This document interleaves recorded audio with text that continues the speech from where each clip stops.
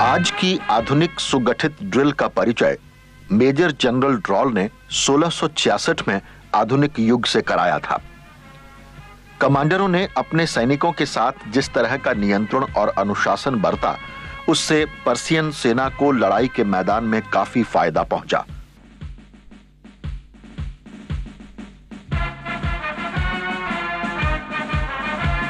Persian सेना की इस अभूतपूर्व सफलता से प्रभावित होकर विश्व भर की दूसरी सेनाओं ने भी ड्रिल को अपना लिया। उसके बाद से लड़ी सभी लड़ाइयों में यह साबित हो चुका है कि सैनिकों में अनुशासन, दल के रूप में काम करने की भावना और समन्वय पैदा करने में ड्रिल की बहुत ही महत्वपूर्ण भूमिका रही है। ड्रिल का उद्देश्य सैनिकों को कई तरह की हरकतें करते हुए सही तरीके से आदेशों का पालन करना सिखाना है।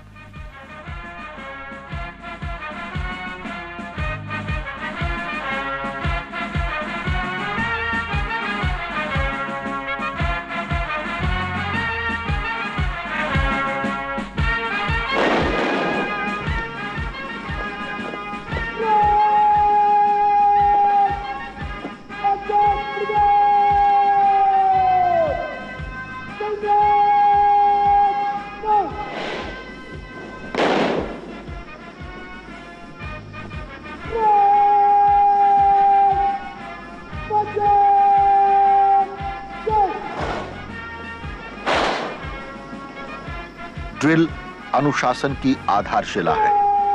ड्रिल एक ही तरह की होती है और केवल उच्च श्रेणी की होती है। ड्रिल करते समय हमेशा चुस्त और दुरुस्त दिखना चाहिए। ड्रिल सैनिकों का मनोबल भी बढ़ाती है और समारोहों के जरिए उनमें एकजुट होने की भावना विकसित करती है। ड्रिल का उद्देश्य बारीकी से बातें समझने की आदत डालने के साथ साथ अपने लीडर के ऑर्डर को मानना भी सिखाना है।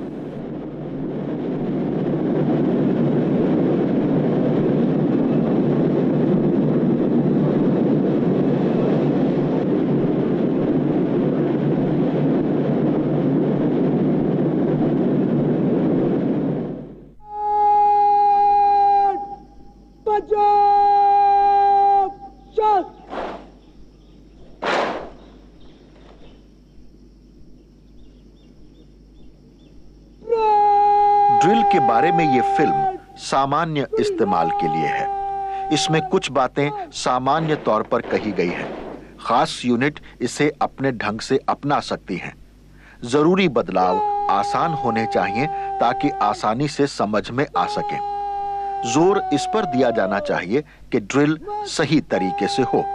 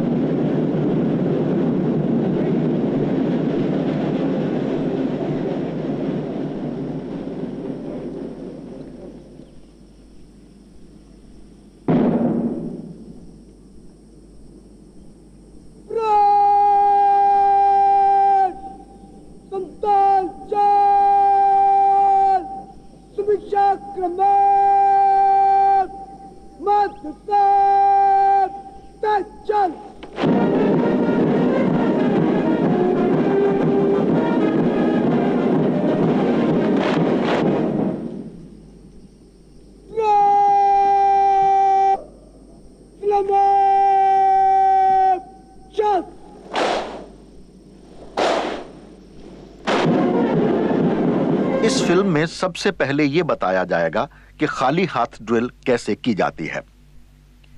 सावधान।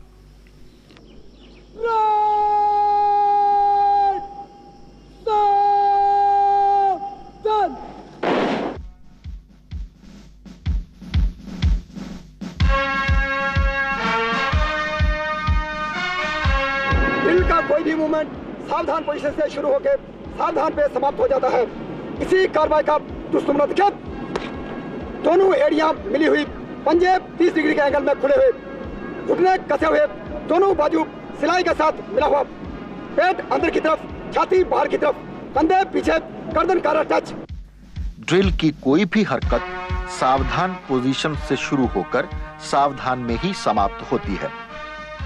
इस पोजीशन में देखने की खास बात यह है कि इसमें दोनों पांवों की एड़ियां आपस में मिली होती हैं और पंजे खुली हालत में होते हैं। पंजों के बीच का कोण 30 डिग्री होता है और पंजों के बीच की दूरी 6 इंच होती है। बदन का बोझ दोनों पांवों पर बराबर, टांगें कसी हुई, पेट अंदर और छाती बाहर, दोनों हाथों की मुट्ठी पैंट की सिलाई से लगी हुई, दोनों कंधे पीछे की ओर खींचे हुए, गर्दन कॉलर से टच करती हुई और निगाह सामने।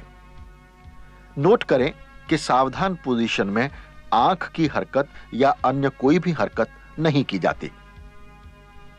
विश्राम। विश्राम की कार्यवाही उस हालत में की जाती है जब हमारी ड्रिल की हरकत समाप्त हो गई हो या फिर हमें कुछ विश्राम करना हो। हील से हील का फासला 12 इंच, पंजे से पंजे का फासला 18 इंच, दोनों बाजू बदन के पीछे, बायां वाला बाजू नीचे से, दाहिने वाला बाजू ऊपर से, इस प्रकार। सावधान के बाद विश्राम के वर्ड ऑफ कमांड पर बाएं पांव की थाई को कमर बेल्ट लाइन तक उठाते हुए 12 इंच बाईं तरफ स्टैंप किया जाता है। साथ ही दोनों बाजुओं को पीठ पीछे आपस में पकड़ा जाता है। इस पोजीशन में देखने वाली खास बात यह है कि दोनों पांवों के बीच की दूरी एड़ी से एड़ी 12 इंच और पंजे से पंजे की दूरी 18 इंच होती है। दोनों बाजू जिस्म के पीछे आपस में बंधे होते हैं। दाहिना हाथ ऊपर और बायां हाथ नीचे, दोनों कोहनियां सीधी। बाकी सभी अन्य कार्यवाही सावधान की तरह से है। बदन की अन्य कोई भी हरकत नहीं की जाएगी। आराम से वर्ड ऑफ कमांड और बेल्ट से ऊपर वाले भाग को थोड़ा रिलैक्स करें, इस प्रकार। आराम से। आराम से। आराम से की कार्यवाही उस समय की जाती है जब हमें अधिक देर तक विश्राम पोजीशन में रहना हो या जिस्म को आराम देना हो। आराम से के वर्ड ऑफ कमांड पर बदन के ऊपरी हिस्से को ही कुछ ढीला किया जाता है, यानी बदन के तनाव को कुछ कम किया जाता है। खुली और निकट लाइन। आमतौर पर जब भी कोई सैनिक टुकड़ी, स्क्वाड या परेड खड़ी होती है तो उस समय लाइनों के बीच फासला साधारणतः 1-1 कदम होता है। लेकिन अगर परेड का निरीक्षण करना हो या आर्म्स ड्रिल करना हो तो खुली लाइन चल की कार्रवाई की जाती है।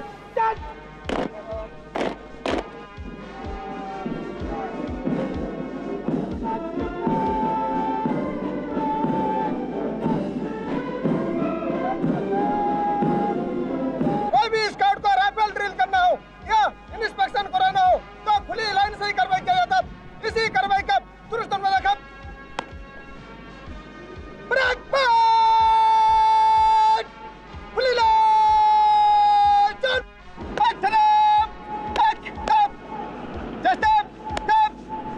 खुली लाइन चल के वर्ड ऑफ कमांड पर अगली लाइन सबसे पहले बाएं पांव की थाई को कमर बेल्ट लाइन तक उठाकर 30 इंच आगे स्टैंप करती है।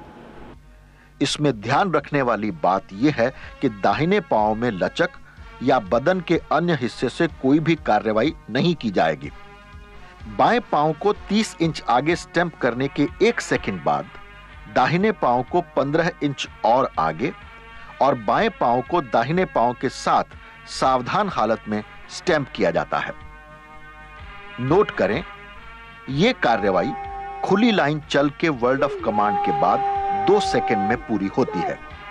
अपनी पूर्व पोजीशन से कुल 45 इंच आगे या पीछे कदम लिया जाता है। अगली लाइन आगे कदम लेती है और पिछली लाइन पीछे की तरफ कदम लेती है। निकट लाइन। स्क्वाड या परेड या किसी सैनिक टुकड़ी का इंस्पेक्शन या आर्म्स ड्रिल हो जाने के बाद हम साधारण फासले के बीच ट्रूप्स को खड़ा करने के लिए निकट लाइन चल की कार्रवाई करते हैं।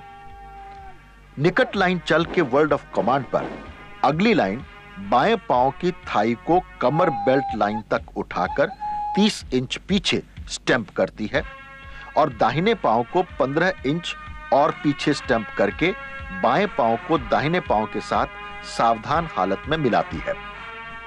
नोट करें, यह कार्यवाही भी निकट लाइन चल के वर्ड ऑफ कमांड के बाद 2 सेकंड में पूरी होती है। अपनी पूर्व पोजीशन से कुल 45 इंच आगे या पीछे कदम लिया जाता है। अगली लाइन पीछे और पिछली लाइन आगे कदम लेती है। ध्यान रहे, जब भी स्क्वाड या परेड 2 लाइन में खड़ी हो तो पिछली लाइन ही हरकत करती है। साधारण स्क्वाड में लाइनों के बीच एक एक कदम की दूरी होती है, लेकिन खुली लाइन में अगली लाइन से मध्य लाइन का फासला 2.5 कदम और मध्य लाइन से पिछली लाइन का फासला 2.5 कदम। कुल अगली लाइन से पिछली लाइन का फासला 5 कदम या 150 इंच होता है, लेकिन सेरेमोनियल परेड में यह फासला 3-3 कदम का होता है। खड़े खड़े मुड़ना, चाहे खड़े मुड़ना हो या तेज चाल से मुड़ना हो, हमेशा 3 दिशाओं मुड़ा जाता है, दाहिने बाएं और पीछे मुड़ना। सबसे पहले बताएगा दाहिने मुड़ना। सेना में अनुशासन को कायम करने के लिए कोई भी कार्यवाही ड्रिल के तौर पर की जाती है, इसलिए चाहे खड़े खड़े मुड़ना हो या तेज चाल से मुड़ना हो, हमेशा 3 दिशाओं को दाहिने, बाएं और पीछे की तरफ ही मुड़ा जाता है। अभी खड़े खड़े दाहिने मुड़ना बताया जाएगा। खड़े खड़े दाहिने मुड़ना।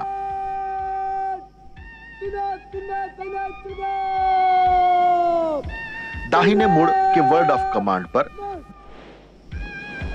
दाहिने पांव की एड़ी और बाएं पांव के पंजे की मदद से 90 डिग्री दाहिने टर्न किया जाता है और एक निश्चित समय अंतराल देकर बाएं पांव को उठाकर दाहिने पांव के साथ सावधान हालत में थाई कमर लाइन तक उठाकर स्टैंप किया जाता है।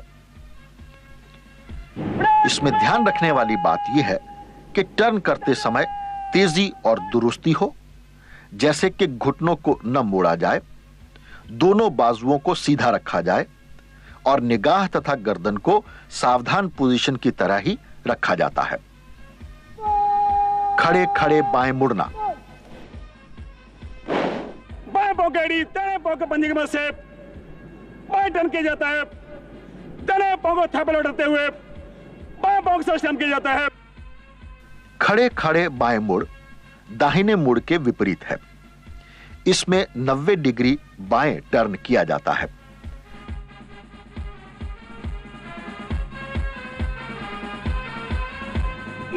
बाएं मुड़ बाएं पांव की एड़ी और दाहिने पांव के पंजे की मदद से किया जाता है।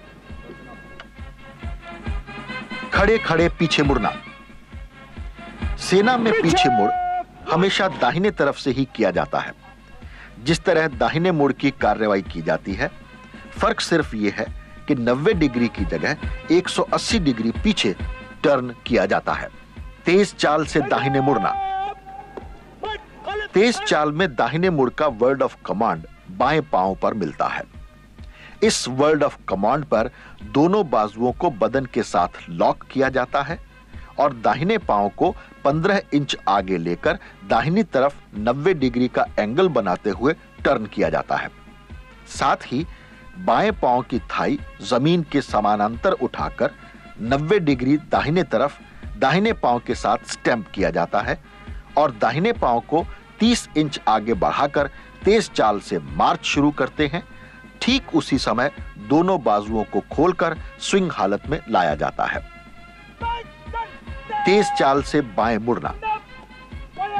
तेज चाल से बाएं मुड़ दाहिने मुड़ के बिल्कुल विपरीत है।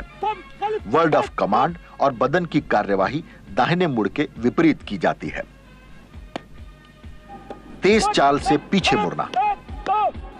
आमतौर पर तेज चाल से पीछे मुड़ की कार्यवाही तभी की जाती है जबकि ट्रूप्स को वापस अपनी पूर्व पोजीशन और डायरेक्शन में लाना हो। पीछे मुड़ का वर्ड ऑफ कमांड दाहिने पांव पर दिया जाता है। बाएं पांव पर दोनों बाजुओं को कट करते हुए दाहिने पांव को 90 डिग्री दाहिने टर्न करते हुए बाएं पांव को दाहिने पांव के साथ मिलाते हैं और दाहिने पांव को उठाकर लगभग 90 डिग्री पीछे की तरफ स्टैंप करते हैं।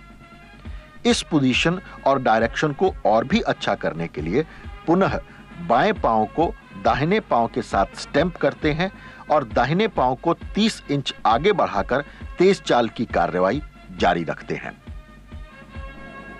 खड़े खड़े सैल्यूट करना। स्लॉट करना, सम स्लॉट, स्लॉट, एक, 2, 3, 4, एक। सैल्यूट सेना में जेसीओ और ऑफिसर्स के प्रति अभिवादन का शिष्टाचार है। एक सैनिक का अच्छा सैल्यूट उसके व्यक्तित्व की पहचान बनाता है। सैल्यूट 3 तरफ को किया जाता है, सामने, दाहिने और बाएं सैल्यूट। खड़े खड़े सामने सैल्यूट करना। सामने सैल्यूट का महत्व यह है कि आप अपने सीनियर अधिकारी को खड़े खड़े इज्जत दे रहे हैं। इसमें दाहिने हाथ को अपने दाहिने तरफ पूरा उठाकर कोहनी से मोड़ा जाता है और 5 उंगलियों को मिलाकर कलमे वाली उंगली के किनारे और नाखून को दाहिनी आंख के भौं के 1/4 भाग पर मिलाया जाता है। इसमें ध्यान रखने वाली बात यह है कि सैल्यूट अपनी पूरी हाथ की लंबाई को सीधा करके दिया जाए और बदन को सावधान हालत में रखा जाए। सैल्यूट देने के 2 सेकंड के अंदर सैल्यूट को तेजी से कोहनी को अंदर की तरफ रखते हुए सैल्यूट गिराई जाती है। सैल्यूट जब भी दिया जाए ऊंचे मनोबल या गर्व के साथ दिया जाए। खड़े खड़े दाहिने बाएं सैल्यूट। दाहिने और बाएं सैल्यूट भी ठीक सामने सैल्यूट की तरह है। दाहिने सैल्यूट करते समय गर्दन दाहिनी तरफ और निगाह सैल्यूट यानी हाथ की हथेली के आगे से देखती हुई, और बाएं सैल्यूट करते समय गर्दन और निगाह बाएं और दाहिने हाथ की 5 उंगलियों को बैरेट के साथ लगाते हैं। इसमें खास ध्यान रखने वाली बात यह है कि कलमे वाली उंगली सामने सैल्यूट की जगह पर ही रहेगी। तेज चाल से सामने सैल्यूट। तेज चाल से सामने सैल्यूट हम तब करते हैं जबकि हमें किसी सीनियर ने बुलाया हो या हमें उनके पास जाना हो। आमतौर पर खड़े खड़े सैल्यूट 1 बार दिया जाता है, जबकि तेज चाल से सामने सैल्यूट 2 बार दिया जाता है, 1 बार जाने के बाद और दूसरा वापस जाने से पहले। यही सैनिक शिष्टाचार है। तेज चाल से थंब की कार्रवाई करने के बाद 1 बार खड़े खड़े सामने सैल्यूट की कार्रवाई की जाती है। तदोपरांत बातचीत या सैनिक व्यवहार के अंतर्गत रिपोर्ट वगैरह दी या ली जाती है। दोबारा सैल्यूट के बाद ठीक वक्फे के बाद पीछे मुड़ किया जाता है और ठीक वक्फा देकर तेज चाल को जारी किया जाता है। नोट करें, आमतौर पर सिखलाई के दौरान तेज चाल से सामने सैल्यूट के बाद पीछे मुड़ किया जाता है, लेकिन दैनिक व्यवहार में तेज चाल से सामने सैल्यूट के बाद अगर जगह इजाजत न दे या स्थिति दाहिने या बाएं मुड़ की ही इजाजत देती है तो दाहिने या बाएं मुड़ भी किया जाता है। तेज चाल से दाहिने सैल्यूट। तेज चाल से दाहिने सैल्यूट उस समय इस्तेमाल किया जाता है जबकि कोई अधिकारी दाहिनी ओर होते हैं। प्रैक्टिस के दौरान दाहिने सैल्यूट का वर्ड ऑफ कमांड बाएं पांव पर मिलता है। उसी समय दोनों बाजुओं को कट करते हुए बदन के साथ लॉक किया जाता है। दाहिने पांव को चेक या खाली जाने दिया जाता है और बाएं पांव को आगे लगाते ही दाहिने सैल्यूट की कार्रवाई की जाती है। यह कार्रवाई 5 कदम तक की जाती है।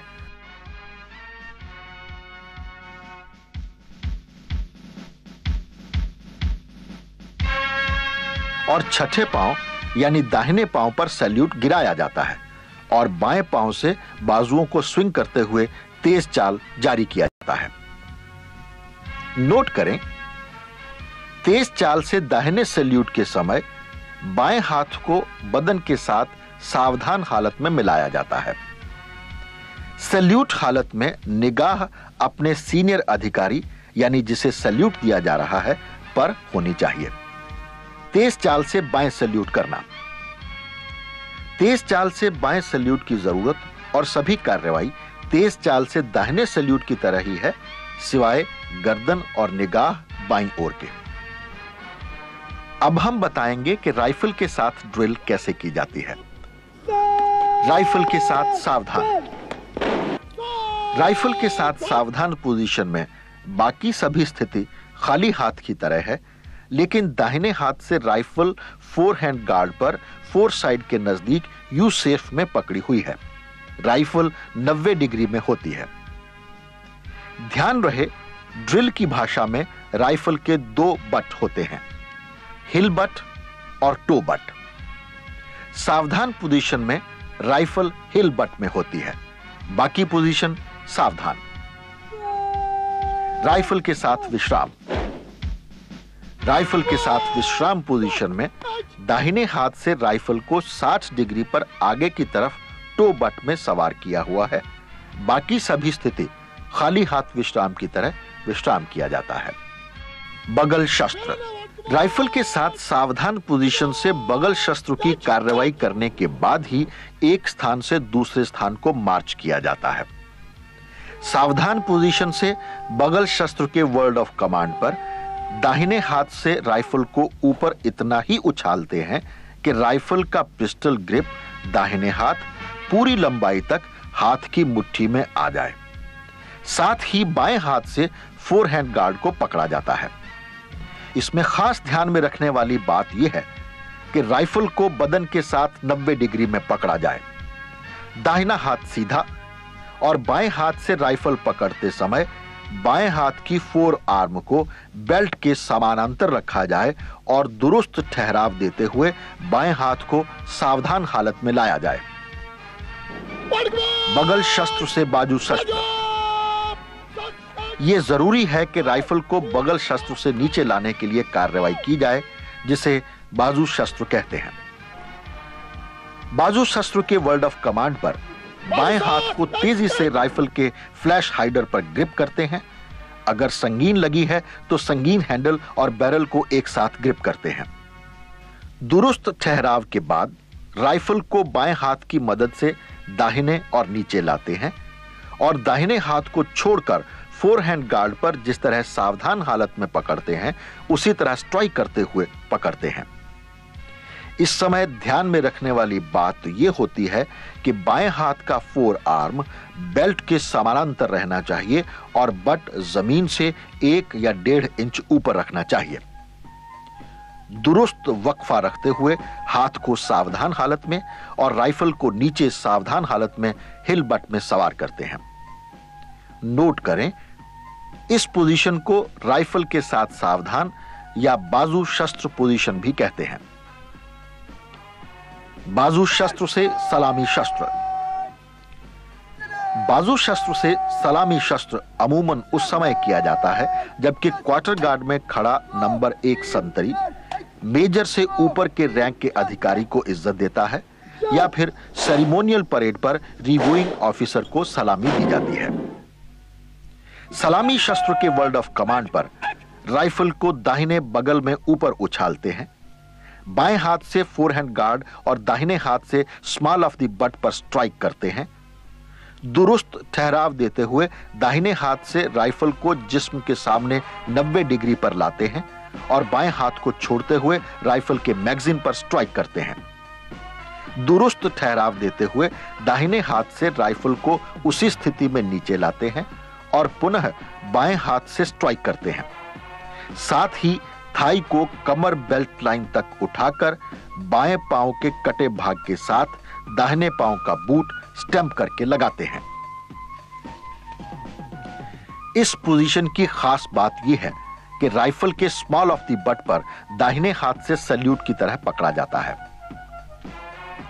सलामी शस्त्र से बाजू शस्त्र। राइफल को नीचे लाने के लिए सलामी शस्त्र से बाजू शस्त्र की कार्रवाई की जाती है।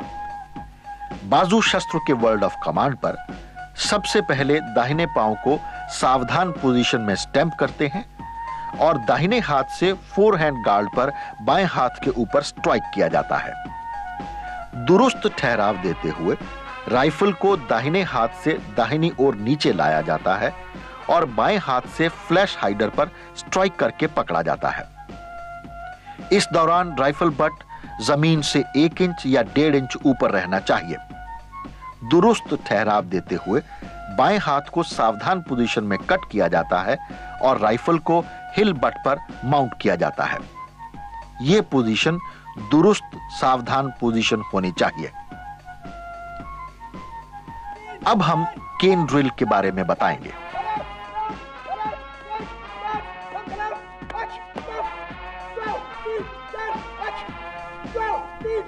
केन एक सैनिक का सम्मान है।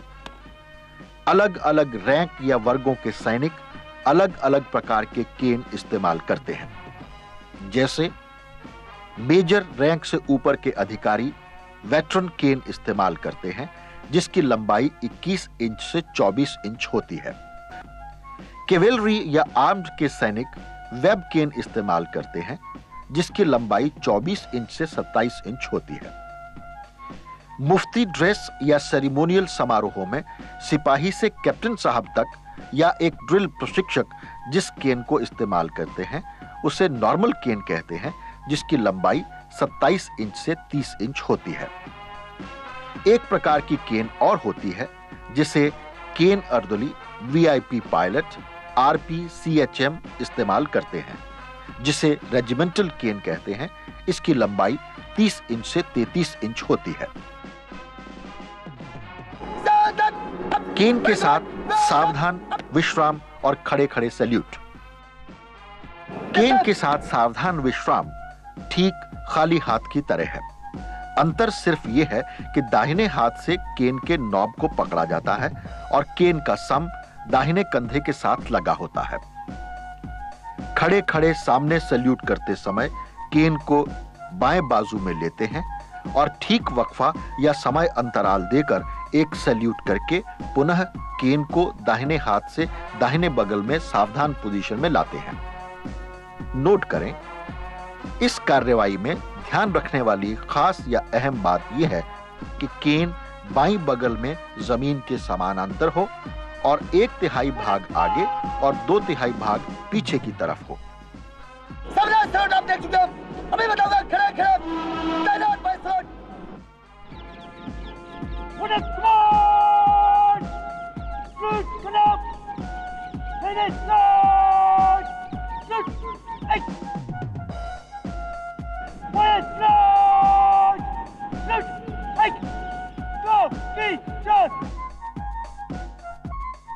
केन के साथ तेज चाल से दाहिने बाएं सैल्यूट।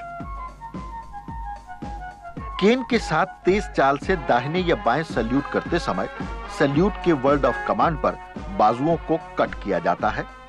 केन भी जमीन के समानांतर होगी। दाहिने पांव को चेक या खाली जाने दिया जाता है। बाएं पांव पर केन को बाईं बगल में लेते हैं, दाहिना पांव खाली। पुनः बाएं पांव पर हाथ को डाउन करते हैं और तेज चाल से सैल्यूट की कार्रवाई की जाती है। सैल्यूट डाउन की कार्रवाई के बाद दाहिने हाथ से केन को बाएं पांव पर ग्रिप डाउन करना और स्विंग करना किया जाता है। नोट करें, केन के साथ तेज चाल, धीरे चाल से सभी कार्रवाई बाएं पांव पर ही की जाती है। Pace stick. अब हम पेस स्टिक के बारे में बताएंगे। पेस स्टिक कदम की लंबाई नापने के काम भी आता है। हर ड्रिल इंस्ट्रक्टर को पेस स्टिक के साथ ड्रिल करना आना चाहिए। पेस स्टिक की मदद से ग्राउंड की मार्किंग भी की जाती है।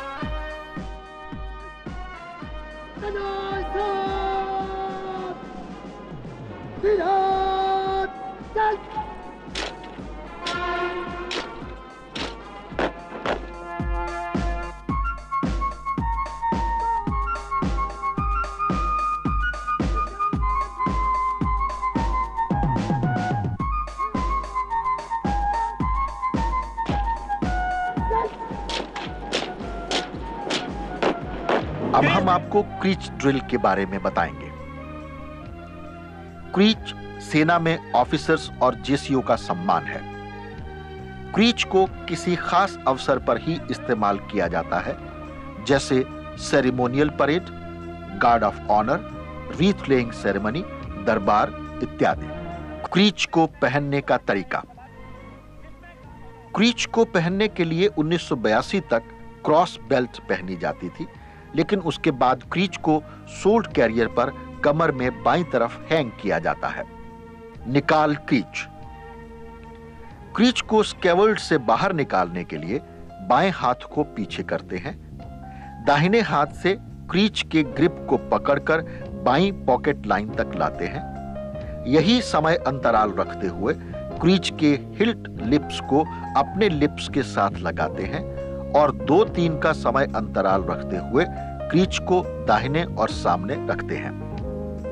नोट करें, निकाल क्रीच की पहली हरकत में स्क्वेवर्ड बाएं हाथ से कुछ पीछे करते हैं और दूसरी हरकत के बाद स्क्वेवर्ड वापस अपनी जगह पर आ जाना चाहिए।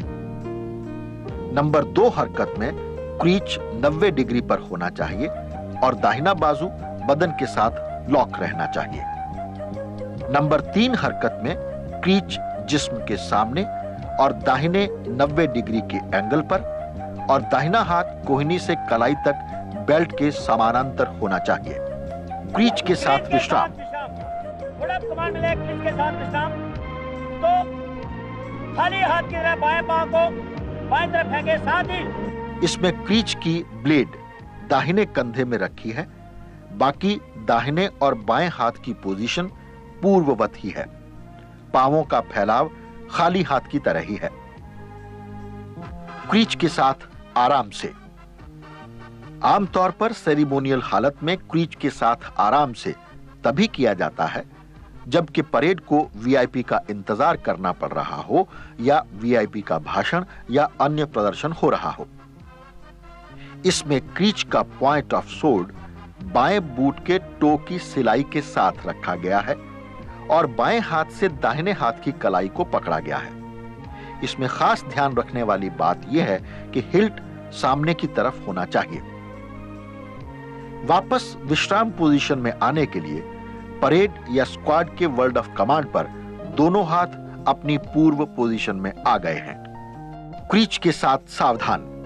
क्रीच के साथ सावधान हालत ठीक खाली हाथ सावधान की तरह है, लेकिन बाएं हाथ से स्कैवर्ड को पकड़ा हुआ है और दाहिने हाथ की कोहनी कमर बेल्ट से लगी हुई है। दाहिना हाथ फोरआर्म जमीन के समानांतर है। क्रीच जिस्म के सामने और दाहिने तरफ 90 डिग्री के एंगल पर रहती है। नोट करें कि अगर पुराने इतिहास को देखा जाए तो सेनाओं का कमांडर सेनापति या सेना नायक हुआ करते थे। सेनापति का सम्मान राजा द्वारा दी गई तलवार हुआ करती थी, लेकिन सभ्यताओं और संस्कृति के विकास के साथ साथ आधुनिक काल में ट्रूप्स को कमांड करने वाले अधिकारी अपने उसी पौराणिक रिवाज को अब भी निभा रहे हैं। क्रीच के साथ खड़े खड़े और तेज चाल से सामने सैल्यूट करना। बड़ी परेडों में खड़े खड़े क्रीच के साथ सामने सैल्यूट सलामी शस्त्र के साथ किया जाता है, जबकि तेज चाल से सामने सैल्यूट किसी परेड की रिपोर्ट देते समय किया जाता है। लेकिन अभ्यास के दौरान सैल्यूट के वर्ड ऑफ कमांड पर क्रीच को किस क्रीच की हालत में ले जाते हैं और सही वक्फा रखते हुए क्रीच को शरीर के दाहिनी ओर आगे झुकाते हैं। यह झुकाव इतना होना चाहिए कि क्रीच का पॉइंट ऑफ सोर्ड जमीन से तकरीबन 9 से 12 इंच ऊपर रहे। बाजू शस्त्र के वर्ड ऑफ कमांड पर या सामने सैल्यूट की अगली हरकत पर क्रीच को पुनः किस क्रीच की हालत में लगाते हैं और यही वक्फा या इंटरमिशन रखते हुए क्रीच को सामने क्रीच की हालत में लाते हैं। नोट करें, तेज चाल से सामने सैल्यूट थंब करने के बाद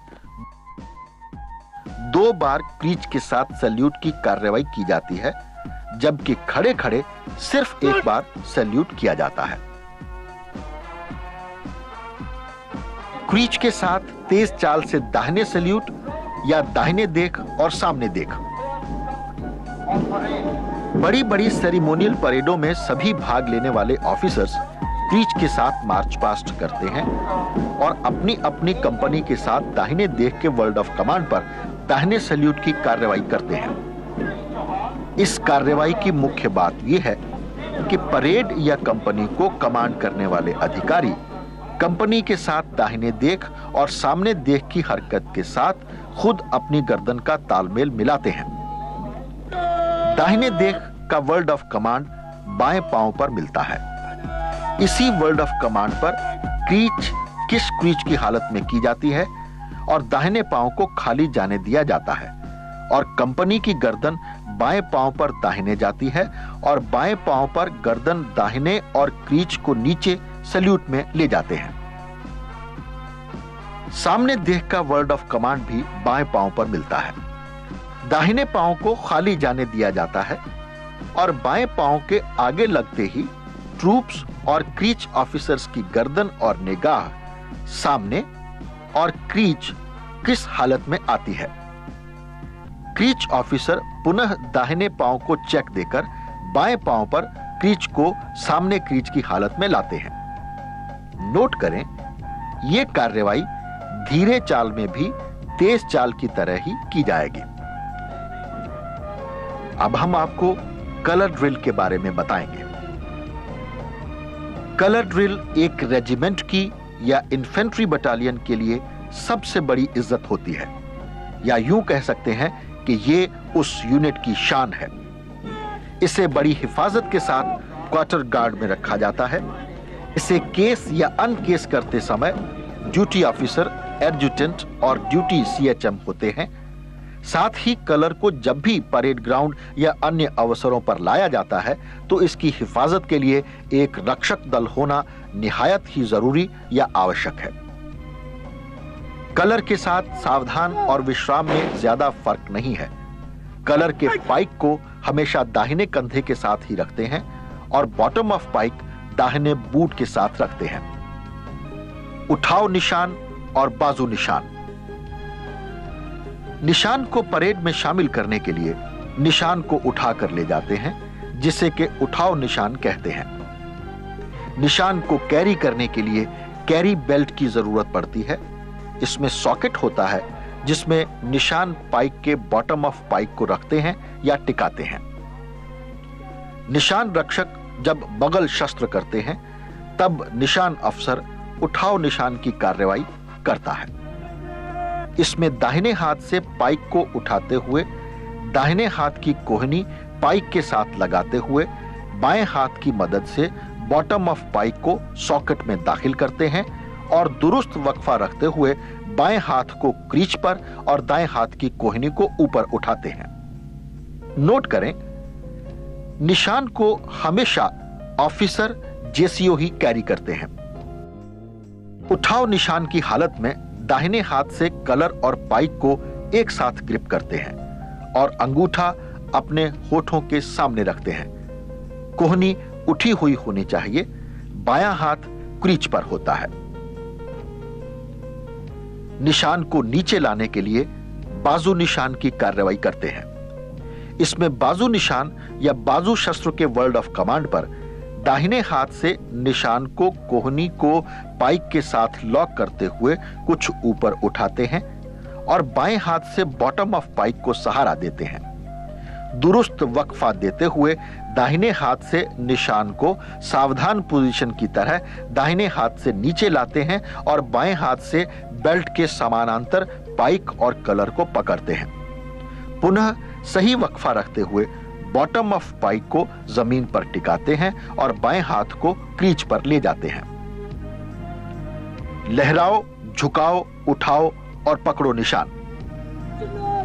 अभी यह दिखाया जाएगा कि सलामी शस्त्र के तीसरे मूवमेंट पर किस तरह निशान को लहराया जाता है और बाजू शस्त्र पर निशान को पकड़ा जाता है।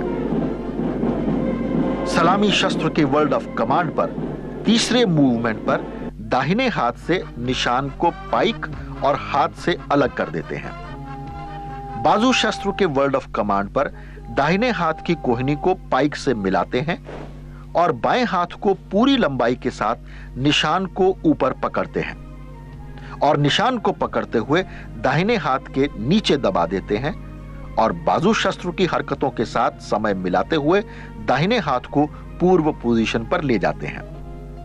नोट करें कि यह कार्रवाई बाजू शस्त्र के सभी मूवमेंट के साथ साथ की जाती है। निशान झुकाने का मकसद वीआईपी को सम्मान देना है, लेकिन यह हमेशा ख्याल रखा जाता है कि निशान चुनिंदा व्यक्तियों के आगे ही झुकाया जाता है। जनरल सैल्यूट के वर्ड ऑफ कमांड पर निशान को लहरा दिया जाता है, यानी लेट फ्लाई किया जाता है, और सलामी शस्त्र की सभी हरकतों के साथ निशान को झुकाया जाता है।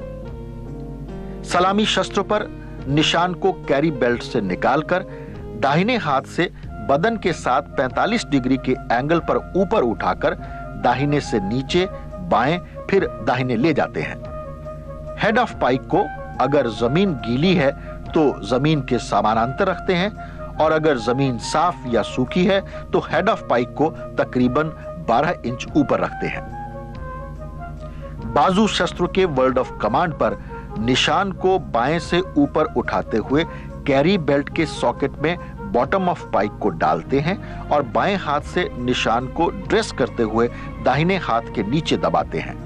यह कार्रवाई बाजू शस्त्र की तीनों हरकतों के साथ मिलाई जाती है। तेज चाल और धीरे चाल में निशान लहराना, झुकाना, उठाना और पकड़ना। तेज चाल में निशान सिर्फ लहराया और पकड़ा जाता है, जबकि धीरे चाल में निशान लहराया, झुकाया, उठाया और पकड़ा भी जा सकता है। यह कार्रवाई अलग अलग अवसरों पर अलग अलग तरीके से की जाती है, क्योंकि निशान हर ओहदेदार के आगे नहीं झुकाया जाता। निशान को सैल्यूटिंग मंच के आगे से तेज चाल से गुजरते समय सी पॉइंट पर लहराया और डी पॉइंट पर लहराए निशान को कदमों की गिनती के साथ पकड़ा जाता है। जबकि धीरे चाल में भी अगर वीआईपी राष्ट्रपति, राजा या रानी न होकर अन्य हो तो धीरे चाल से भी सिर्फ निशान को सी और डी फ्लैग पर लहराया और पकड़ा जाएगा। अगर वीआईपी राष्ट्रपति, राजा या रानी हो तो धीरे चाल से सैल्यूटिंग मंच से गुजरते समय लहराया, झुकाया और उठाया तथा पकड़ा जाता है। नोट करें, यह कार्रवाई जिस तरह खड़े खड़े की जाती है उसी तरह धीरे चाल में भी की जाएगी। 5.56 इंसास राइफल।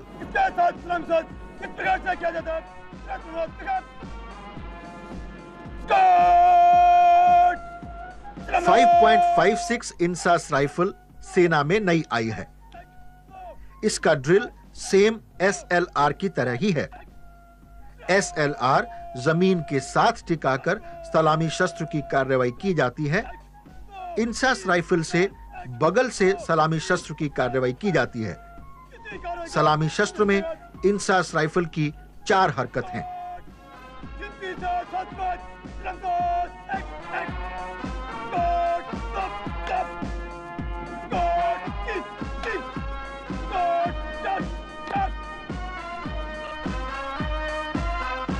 सदियों से लोग फौजी धुन से कदम मिलाकर चलते हुए सैनिकों को आदर और सम्मान से देखते आए हैं।